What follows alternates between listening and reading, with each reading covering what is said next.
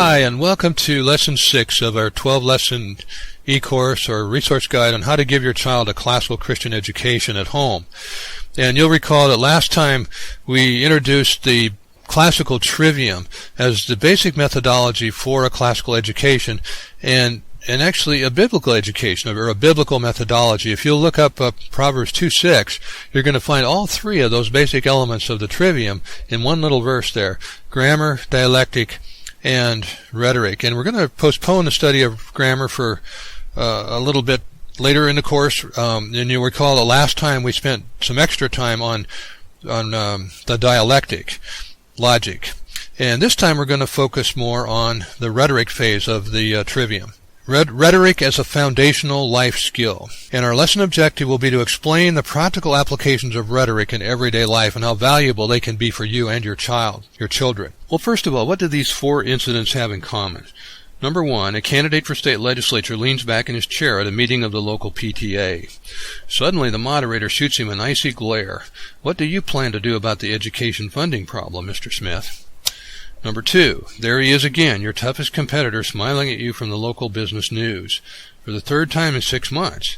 Why don't they ever ask me to submit an article, you wonder? I could use the publicity.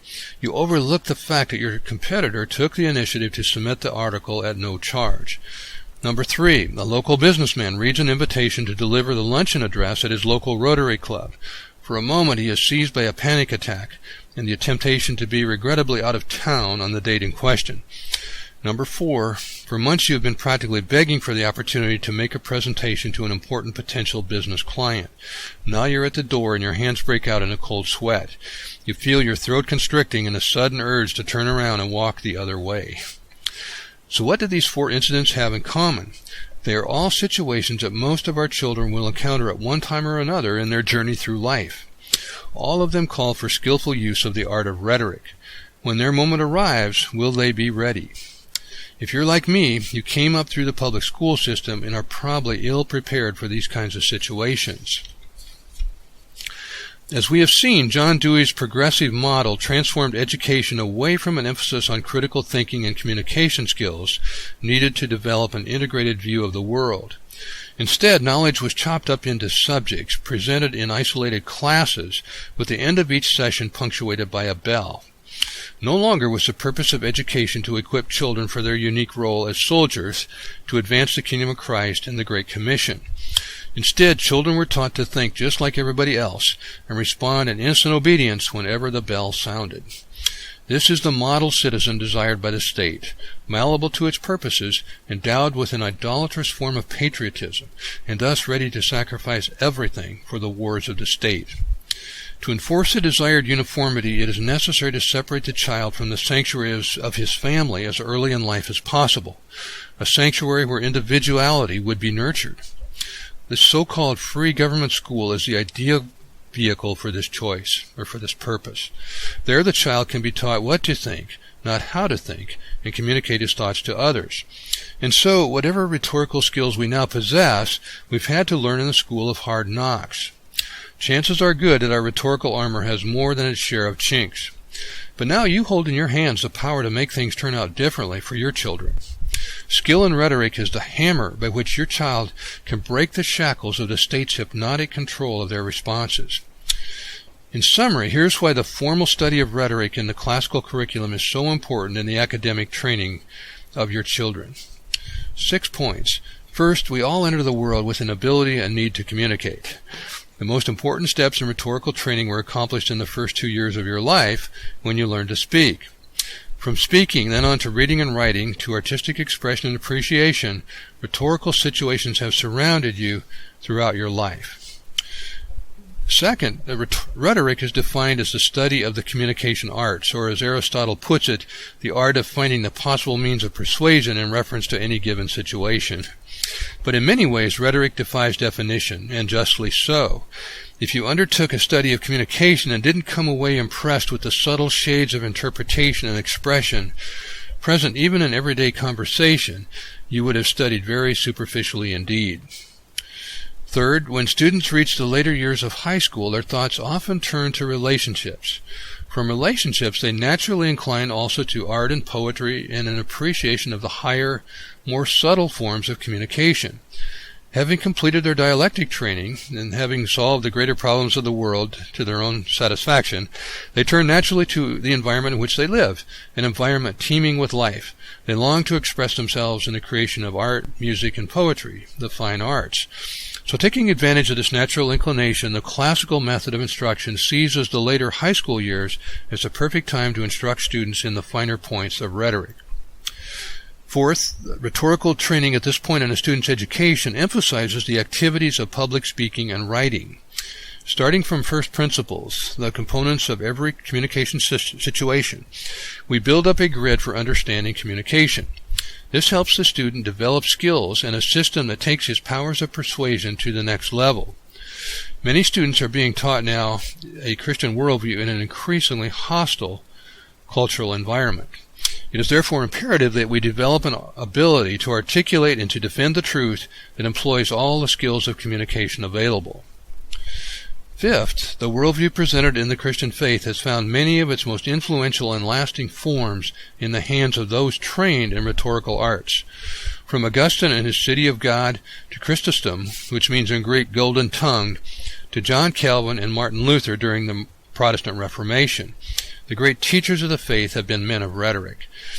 And finally, number 6, our time calls for men and women of this stature, men possessing not only integrity, learning, and a right understanding of the world, but also that fearsome and glorious skill in words that our Lord himself exhibited when he left his detractors speechless.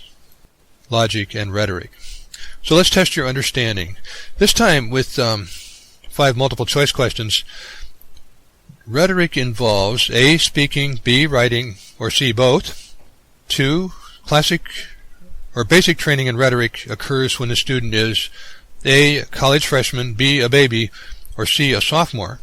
3, Aristotle defined rhetoric as the art of finding the possible means of A, persuasion, B, expression, C, deception. Number 4, rhetoric is positioned in the trivium, A first, B second, or C third.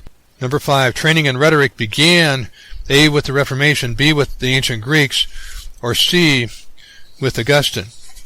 So let's take them one at a time. Rhetoric involves C. Let me read all 3. Rhetoric involves speaking, B, writing, or C, both. And the answer is C, both. Number 2, basic training in rhetoric occurs when the student is A, a college freshman, B, a baby, or C, a sophomore, and the answer is B, a baby. Number 3, Aristotle defined rhetoric as the art of finding the possible means of persuasion. That's A. B, expression, or C, deception. And the answer is A, persuasion. Number 4, rhetoric is positioned in the trivium. A first, B second, C third. The answer is C third. And in number 5, training in rhetoric began A with the Reformation, B with the ancient Greeks, C with Augustine. And the answer is B with the ancient Greeks. So for more information about rhetoric, the last stage of the classical trivium, it's indeed its capstone, says Peter Royce, author of The Power of Persuasion. Royce believes that the whole story of redemption itself is centered on revelation and communion on rhetoric. While we're on the subject, I'd like to recommend The Power of Persuasion to you as the first book of its kind. It's a book that makes the ancient theory of rhetoric accessible and practical for the modern reader. There's simply nothing else like it out there. If you want to equip your child to be ready for the kinds of real-life situations that I outlined at the beginning of this article, you can't afford to be without this book. Quote, the assignments in this book are not the dry, boring homework that many people would expect from a subject with a name like rhetoric, but rather contain exercises ranging from reading St. Augustine's On Christian Doctrine to the hilarious works of Mark Twain. The Power of Persuasion is the book that will bring rhetoric to life for your students. And that was a quote from Raz Schaefer, who was a rhetoric student of Mr. Royce. So you'll find this book as well in the bookstore at kingswayclassicalacademy.com. Now, formal rhetoric training in the later years of high school is only the foundation, and the foundations are very important for supporting all the work that comes after. No one rejoices when they have laid the foundation, but rather when they complete the building. Then they rejoice. They look at the finished product. Then they go forth and enjoy the fruit of their labors. So the practice of rhetoric is the culmination of the classical trivium. It's a lifelong endeavor, really. Whether a student uses his training in the later years to strike down error and demonstrate Christ's lordship in the workplace, or whether he uses his rhetorical training to winsomely present the stories of the kingdom to covenant children, a rhetorical training is truly a gift that keeps on giving. So this completes our overview of the trivium-based method of the classical approach. And we're going to return to that grammar stage later in the course, as I said earlier. But next time we're going to examine the content of a classical Christian education. So until then, we'll see you for the next lesson, Lord willing.